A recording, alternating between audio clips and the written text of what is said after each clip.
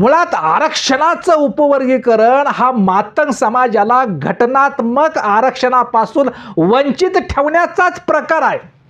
तो काय आरक्षणाचं उपवर्गीकरण ही मागाला मातंग समाजाला न्याय मिळवून देण्याचा प्रकार नाही, तर आरक्षणाचं उपवर्गीकरणाची मागणी ही मातंग समाजाला घटनात्मक आरक्षणापासून वंचित ठेवण्याचाच प्रकार आहे। आणि हे ज्या दिवशी माझ्या मातंग समाज बांधवांच्या लक्षात येईल त्या दिवशी मातंग समाजातील फकीरा, मातंग समाजाचा वारणेचा वाघ, मातंग समाज आरक्षणाची मागणी उपवर्गीकरणाची मागणी करणाऱ्या साऱ्याच भाजप, RS आणि प्रस्थापिताच्या गुलाम आणि दलाल आणि स्वार्थी नेत्यांना कपडे फाटूस तर ताणून ताणून मारल्याशिवाय राहणार नाही आणि तो दिवस लवकरच आल्याशिवाय राहणार नाही याचा अनुभव मातंग समाजाला येणार आहे आणि पुढे ही घडणार आहे। जरा थोडीशी कळ काढा।